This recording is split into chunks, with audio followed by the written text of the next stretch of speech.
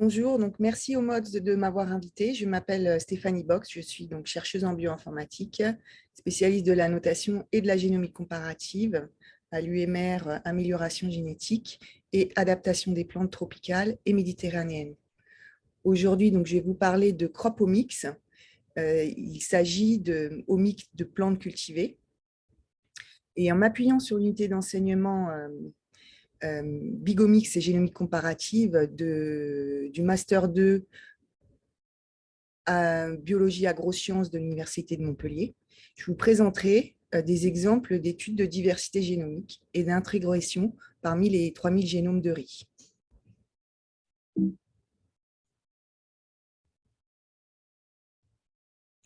Donc, voici les 6 TD qui sont dispensés par des chercheurs pendant l'unité d'enseignement à Bigomix et génomique comparative. Donc, le premier porte sur la génomique comparative et les gènes candidats. Le deuxième sur les NGS de A à Z. Le troisième sur les 3000 génomes de riz. Le quatrième sur le séquençage et la caractérisation de génomes complexes de la canne à sucre. Le cinquième sur le séquençage et la caractérisation de génomes compliqués de bananiers. Et le sixième permet de lancer des mini-projets cette année sur les introgressions parmi 3000 génomes de riz. Donc aujourd'hui, on va s'intéresser au contenu des 4 derniers TD, donc portant sur des résultats qui sont détaillés dans 5 publications sur lesquelles on reviendra au cours de cet exposé. Donc ce sont des publications qui constituent des repères importants au niveau international. Et donc, c'est le même article qu'on retrouve pour le TD3 et 6, puisque, comme je vous l'ai dit, les mini-projets portaient en particulier sur le cours des 3000 génomes de riz. Et en effet, donc, les travaux de recherche en génomique des POP génèrent beaucoup de résultats difficiles à digérer par les chercheurs, et c'est pourquoi nous avons mis les étudiants à contribution sur ce front de sciences. Donc, le plan de cet exposé est découpé en 5 parties. D'abord, une introduction sur des travaux de génomique évolutive de populations chez 2 monocotylédones tropicales.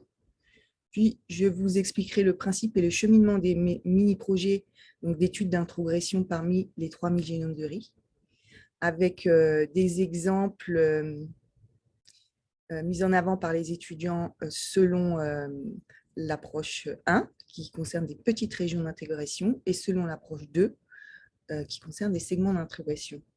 Puis je conclurai. Donc, nous étudions l'amélioration génétique et l'adaptation des plantes cultivées. Et par rapport à leurs apparentés sauvages, les plantes cultivées sont parfois domestiquées, ça veut dire qu'elles sont dépendantes de l'homme avec des histoires démographiques chaotiques. Elles sont sélectionnées par des hommes ou d'autres facteurs au fil des besoins changeants et dans des environnements divers. Elles sont travaillées par brassage génétique, par caractérisation génétique, par investissement génomique, et elles sont aussi rééquilibrées donc pour des caractères de production et pour la biologie de la reproduction, pour la constitution génomique. Donc elles sont nombreuses, certaines championnes et d'autres orphelines. Donc, nous travaillons dans un cadre de recherche finalisé et notre premier objectif est de répondre à de grands enjeux planétaires, en particulier en lien avec les systèmes agricoles. Donc, les échelles prises en compte dans Bigomix se trouvent entre des poules de gènes et les allèles adaptatifs. La connexion de ces réflexions avec les enjeux planétaires passe par toute une série d'étapes et d'échelles que nos unités et instituts veillent bien à prendre en compte. Ceci étant dit, notre focale ici est bien le tri parmi des milliers de gènes possédant chacun quelques dizaines de versions alléliques à la recherche de pépites, les allèles adaptatifs qui porteraient des capacités de répondre à des objectifs de sélection. Pour cela, nous sommes capables de répondre à des enjeux scientifiques. Donc, différentes analyses sont nécessaires. Alors, l'assemblage des génomes et la notation des gènes pour produire des références, la comparaison de séquençage de collection pour détecter des variations, l'étude de l'évolution des populations pour comprendre les mécanismes de sélection, l'étude des phénotypes sous différents environnements afin de connaître les conditions d'expression des allèles. L'évaluation des croisements permet d'observer la ségrégation des allèles. Enfin, l'ingénierie génétique permet d'étudier des mutations de ces allèles. Donc, le génome, la diversité génétique et la dynamique de population de 3 espèces de monocotylédones cultivées et tropicales vous seront présentées. Donc oui, les étoiles indiquent les 3 étapes les plus importantes dont on va parler. Donc le bananier, le riz est une graminée, c'est la céréale la plus consommée au monde. Le bananier est de la famille des musacées, c'est une herbe géante et la banane est le fruit le plus consommé. Enfin, la canne à sucre, qui est aussi une graminée, est la plante ayant le meilleur rendement en sucre. Donc, au niveau de leur génome, le riz donc, est diploïde et d'entre les 3, c'est celui qui a le plus petit génome avec 12 chromosomes à l'état haploïde. Donc, le bananier est diploïde ou polyploïde avec 11 chromosomes à l'état haploïde. Et c'est le génome intermédiaire. Et enfin, la canne à sucre est polyploïde. Le génome présenté ici est dodécaploïde avec 10 chromosomes à l'état haploïde et c'est le génome le plus gros parmi les 3 présentés. Donc, les cultivars modernes de ces 3 espèces ont des modes de reproduction différents. Donc, la canne à sucre est allogale et à multiplication végétative. Le bananier cultivé est stérile et à multiplication végétative. Le riz est autogame. Donc, je voudrais vous rappeler 3 types de brassage génétique. Donc, l'hybridation entre 2 espèces. Par exemple, Musa acuminata A et Musa balbisiana B, voilà, qui produit un hybride. Donc, l'admixture commence par aussi une hybridation entre des individus de 2 populations d'une même espèce. Donc, c'est le métissage génétique qui se produit lorsque 2 ou plusieurs populations précédemment isolées et génétiquement différenciées commencent à se croiser. Donc, on parle d'introgression génétique lorsqu'il y a un certain flux de gènes d'une population A vers une population B. On dit que la population A s'introduit dans la population B. Donc, si le flux génétique allait dans les 2 sens, alors les 2 populations se mélangent et sont donc admixées. Donc, lors d'une introgression, le transfert de gènes se fait par hybridation d'individus suivi de rétrocroisements successifs avec des représentants de la population parente hôte. Donc, les hybridations interspécifiques et les introgressions intraspécifiques sont des sources de biodiversité naturelle et l'homme a aussi su les utiliser de manière astucieuse. Donc, on verra aussi que de par leur nature et leur importance, les recherches ne sont pas aussi avancées pour chacune des espèces. Par exemple, nous verrons que le génome de la canne est complexe car c'est un halo dodécaploïde, celui du bananier compliqué, alors que celui du riz est celui d'une espèce modèle des monocotylédones. Donc, ils ont des tailles de génome haploïdes différentes, ainsi qu'un nombre de gènes annotés différents. Mais les questions générales restent les mêmes. Donc, comment les cultivars modernes ont-ils été construits? Quelle est la contribution des génomes ancestraux, des groupes génétiques fondateurs au génome des cultivars? Donc, pour répondre à ces questions, je vais d'abord vous rappeler les concepts de marqueurs génétiques, d'haplotypes et le principe de la dynamique génomique des populations. Donc, un marqueur, alors ici, vous avez le même chromosome, mais chez différents individus. Et donc, un marqueur génétique comme un SNP, un polymorphisme d'un seul nucléotide, c'est un locus, une position chromosomique avec au moins 2 allèles qui sont de bases différentes. Donc, l'haplotype, c'est une combinaison d'allèles au niveau d'un locus polymorphe contigu. Une analyse dynamique des populations peut consister d'abord à définir les haplotypes qui constituent l'unité de visualisation, puis caractériser les haplotypes ainsi définis, par exemple selon leur origine génétique, puis enfin à reconstruire les mosaïques d'haplotypes colorés en fonction de leurs caractéristiques le long des chromosomes. C'est ce qu'on appelle plus communément le chromosome painting. Donc, commençons par l'exemple de la canne à sucre. Donc, une partie des cultivars modernes est issue d'hybridation entre deux polyploïdes, l'espèce cultivée S. officinarum et l'espèce sauvage S. spontaneum. Par exemple, le génome du cultivar R570 est représenté par environ 115 chromosomes au total et sa taille de génome total est de 10 gigabases.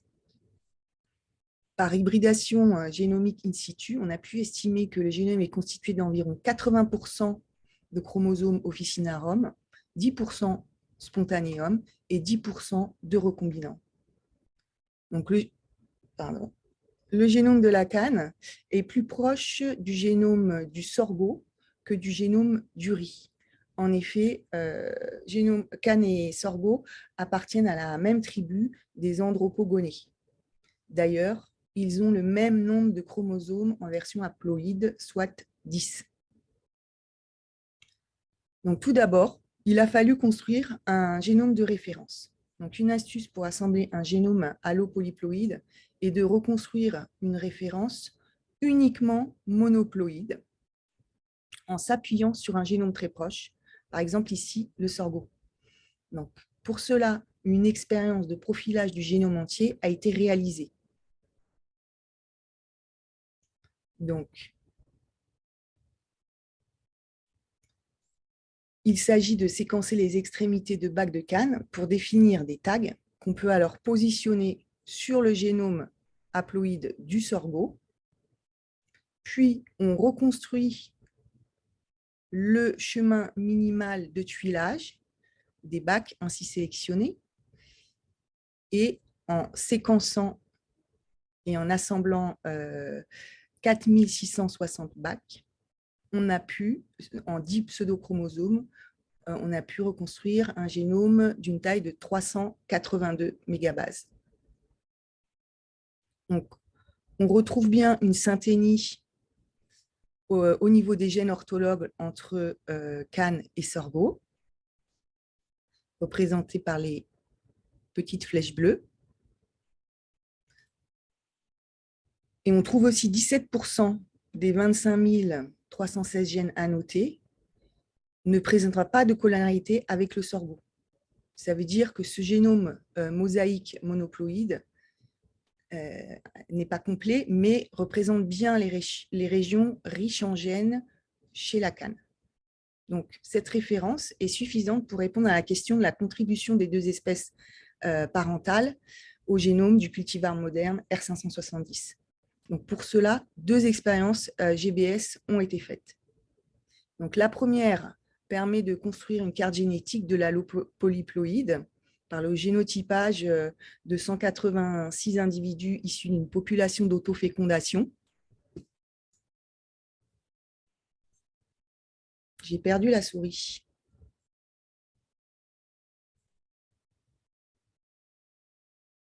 Ah, je crois que mon ordi est planté. Allô, vous m'entendez?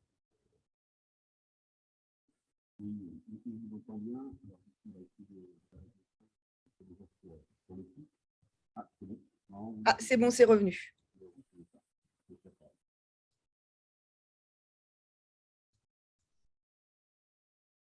On ne vous entend plus, je crois. Vous m'entendez? Là, oui, on vous entend. Voilà, c'est revenu. J'ai retrouvé ma souris. Donc, on a été aux expériences de GBS. Donc, pour la carte génétique, donc 186 individus issus d'une population d'autofécondation. Et l'astuce pour construire une carte génétique chez un allopolyploïde est d'utiliser des marqueurs simple dose. Donc, 12 470 468 SNP simplex ont été assemblés en 132 groupes de co-ségrégation, ce qui se rapproche des 115 chromosomes attendus. Donc, la deuxième expérience GBS permet d'assigner les groupes de co-ségrégation à leur origine ancestrale. Donc, pour cela, 34 accessions d'un panel de diversité de cannes ont été génotypées. Les SNP diagnostiques de chacun des deux groupes, Officinarum et Spontaneum, ont été identifiés.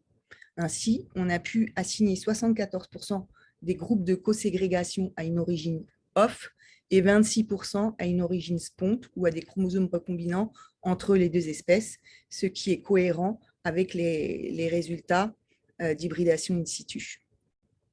Puis, on a pu déduire l'organisation du génome de base chez Spontaneum, qui a seulement 8 chromosomes par rapport au sorgho et à Officinarum, donc ce qui implique des mécanismes de fusion et de fusion-fission de chromosomes. Donc, voyons maintenant une étude de diversité génomique des bananiers, des cerfs et des plantains. Donc, ce sont des plantes polyploïdes, parthénocarpiques et stériles, donc difficiles à améliorer de manière classique. Donc, la différenciation et le dosage des génomes déterminent l'évolution et la domestication de ces cultures et sont donc des pistes pour l'amélioration variétale du bananier. Donc, pour le génome de référence, c'est le génome d'une variété sauvage diploïde, l'accession Pahang haploïde doublé, qui a été astucieusement séquencée. La version 1 du génome, faite en 2012 à partir de courtes lectures Illumina en 11 chromosomes, est représentée en arrière-plan.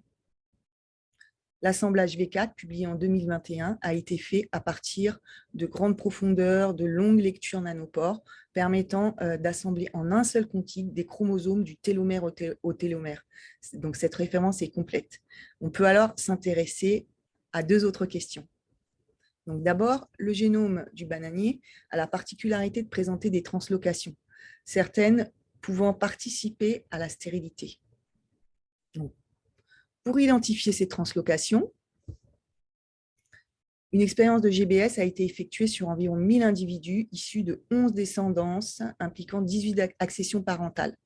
Donc, des dot plots représentant la liaison génétique entre paires de SNP et les distorsions de ségrégation le long des chromosomes de référence a permis d'identifier 6 translocations réciproques, dont un exemple est illustré ici. C'est la translocation 1,4. Donc, vous avez le chromosome 1 dans son état d'origine, le chromosome 4 aussi, puis les chromosomes transloqués. Donc là, c'est le 1T4 et le 4T1. Donc, on retrouve aussi par backfish.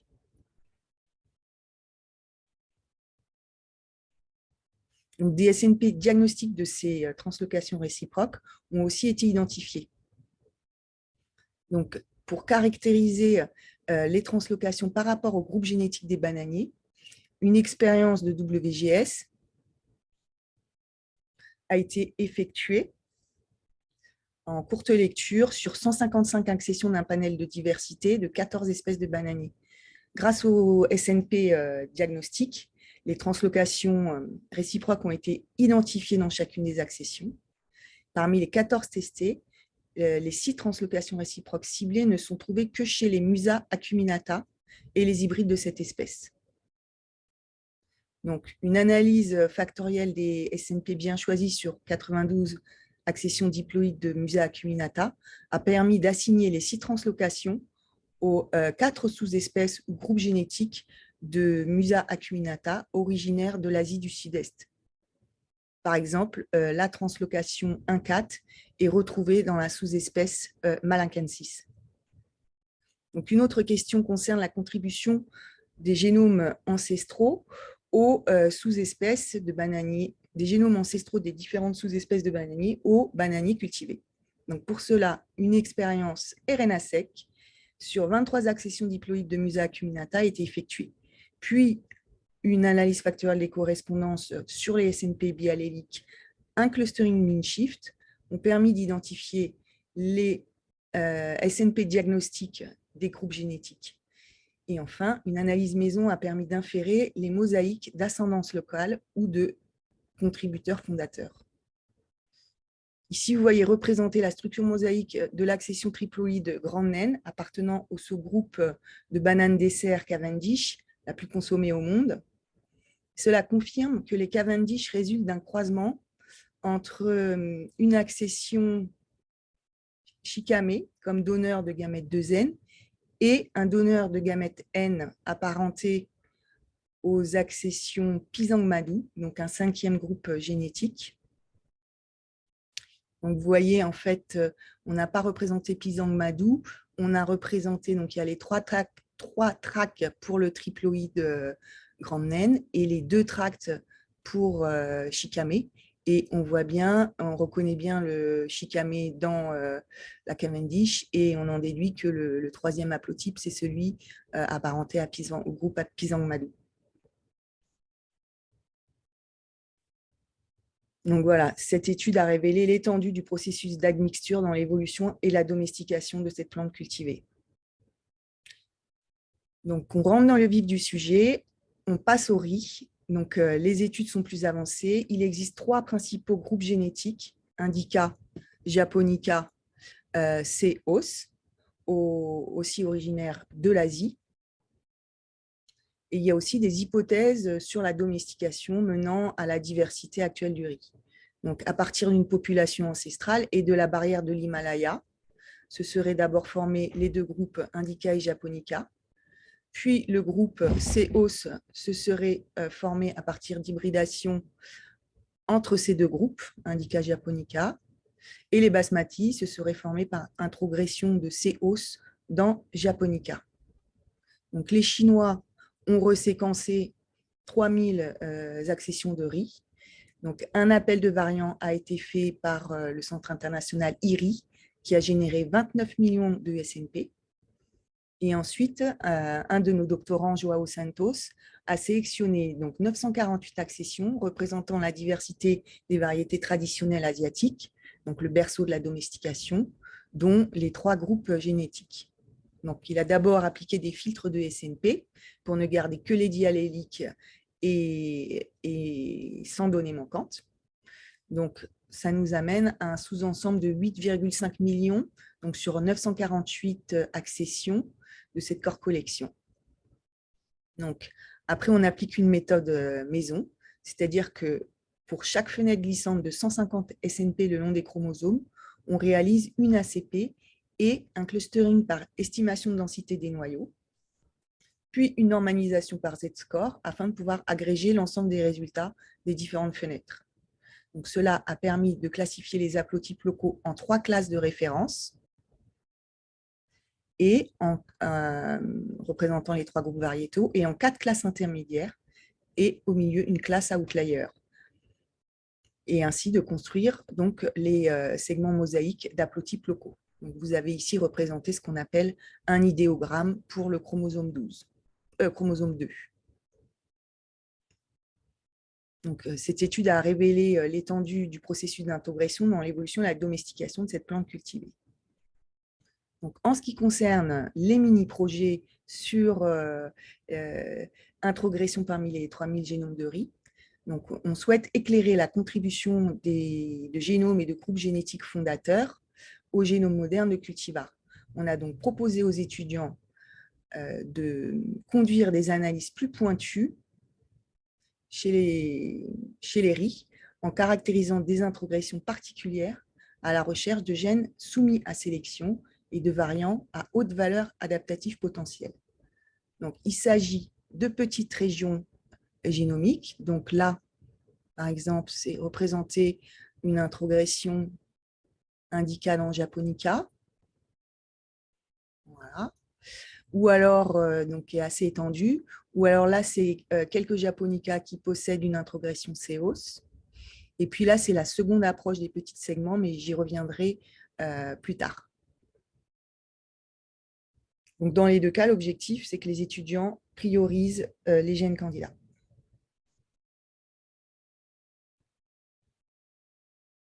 Donc, voici le cheminement que nous avons proposé aux étudiants. Donc, en entrée, on leur donne un site approximatif d'une introgression, d'une origine soit intergroupe, soit inconnue. Et en sortie, on leur demande de prioriser les gènes candidats selon des fonctions adaptatives avec des arguments et des pistes à explorer. Donc, pour ce faire, on leur demande de faire 3 types d'analyses et de mobiliser des outils parmi ceux proposés. Donc, la visualisation du contexte génétique, les liens connus avec les phénotypes, après la visualisation de la région génomique, donc ils ont ainsi précisé, voilà, ils ont retrouvé le site de l'introgression, le sens de l'introgression. Donc, soit avec des navigateurs de génome, soit aussi en regardant la synthénie locale du génome contre lui-même ou avec d'autres espèces. Et puis, en 3e partie, on a demandé de caractériser, de sélectionner, de caractériser des gènes candidats. Donc ça, soit en s'appuyant sur un tableau maison de synthèse de différentes évidences, avec de la recherche biblio, de la caractérisation fonctionnelle, soit sur des bases spécifiques du riz, soit sur des bases génériques, de la génomique comparative avec les familles de gènes et les contextes génomiques. Et puis, pour prioriser les gènes candidats, on leur a aussi proposé un outil.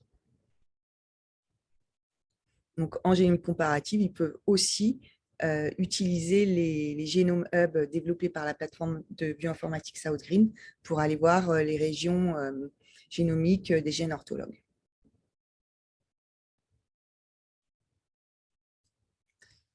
Donc, d'abord, on est donc sur l'approche 1, petite région, donc une région génomique japonica, donc en rouge, d'environ 100 kb en bleu, pardon, dans un contexte indica sur le chromosome 2. Donc, les étudiants ont utilisé Haplotype View de SNP-seq pour aller zoomer sur l'introgression. Ils se sont aperçus qu'il y a plusieurs régions d'introgression et ils ont décidé de se focaliser sur la plus petite, permettant de choisir 2 gènes candidats.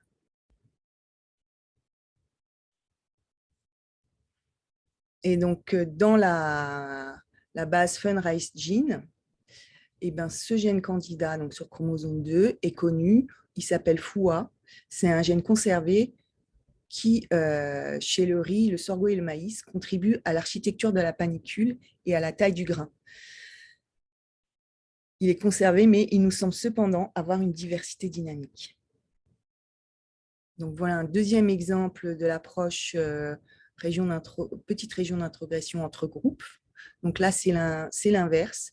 Donc on est dans un contexte japonica avec une introgression indica d'environ 100 kb.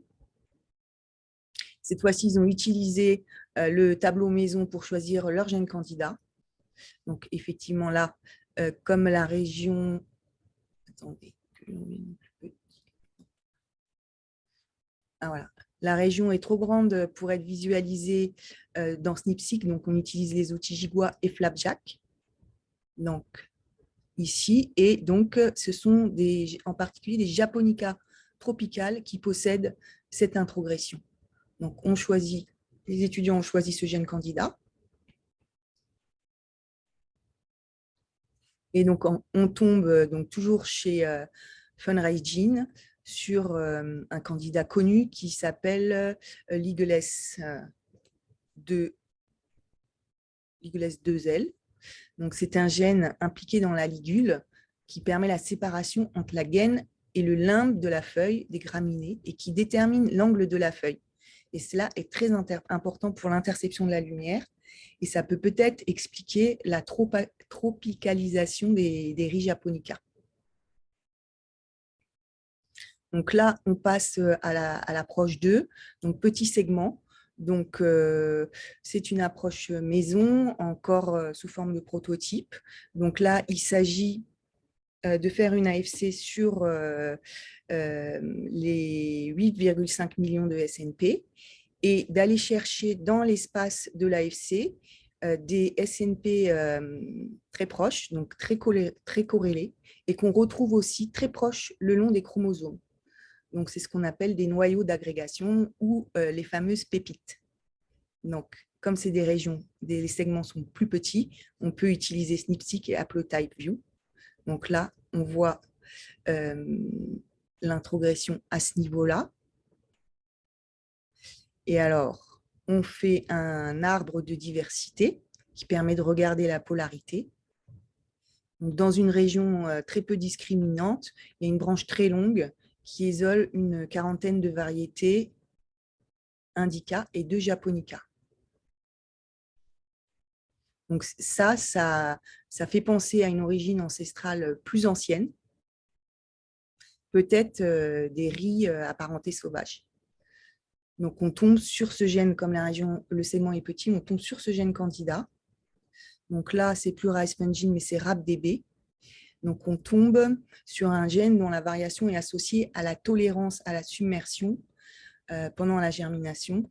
Et c'est un trait important pour le riz. Donc, on avait déjà un gène candidat et c'est bien d'avoir d'autres gènes candidats sur ce trait. Donc, enfin, dernier exemple, donc toujours selon l'approche de petits segments. Donc là, en jaune, ce sont des régions hétérozygotes, alors que le riz est plutôt homozygote. Donc ça, c'est intriguant. Donc là, on refait un arbre de diversité qui montre la polarité de l'introgression. Et dans une région peu discriminante entre indica et japonica, on trouve une longue branche isolant une cinquantaine de variétés japonica, surtout subtropicales. Et donc là, sur quoi on tombe? Sur un gène de résistance de type NBS-LRR, donc fréquemment impliqué dans les résistances au stress biotique et évoluant par duplication en tandem. Donc peut-être cette hétérozygosie ici est peut-être un artefact qui vient du fait qu'il y a deux gènes très proches en tandem. Donc il faudra creuser. Voilà, et donc peut-être que cette introgression a ajouté un allèle issu d'un apparenté sauvage. Donc, pour conclure sur les mini-projets, de gros efforts et un travail important a été fait par les étudiants. Donc, certains rapports sont exemplaires par leur clarté et leur valeur pédagogique, ou alors par le choix des gènes candidats appétissants. Donc, pour conclure sur cette présentation Cropomix appliquée à la diversité, j'espère que vous avez compris comment on mène une analyse de dynamique génomique chez une plante cultivée. Donc, sur les introgressions riz, vous avez vu que des gènes candidats ont bien pu être priorisés pour l'amélioration variétale, mais les marqueurs causaux ne sont pas encore identifiés. Donc, ce travail de synthèse et d'exploration avec les étudiants est très important pour notre recherche. Les résultats rattachés à des jeux de données omiques massifs restent encore à explorer. Et des outils de bioinformatique et de biostatistique aussi sont encore à améliorer. Donc, en fait, c'est vrai qu'on a besoin d'outils conviviaux et pédagogiques pour l'utilisation par un plus grand nombre de scientifiques comme les étudiants. Aussi, il y a d'autres espèces étudiées à Gap, comme le sorgho, palmier, igname, citrus, cacaoyer, pommier, avec des problématiques particulières qui vont nécessiter de nouveaux développements méthodologiques, par exemple en pangénomique, ce qui va générer de nouveaux matériaux pour les enseignements. Et donc, on pourra continuer notre mission de recherche et de formation avec la contribution participative des enseignants et des apprenants. Donc, vous avez compris que préserver et explorer la biodiversité des variétés cultivées et des apparentés sauvages, c'est une richesse pour créer les variétés de demain adaptées aux enjeux planétaires. Donc, merci à tous les collègues et merci de votre attention.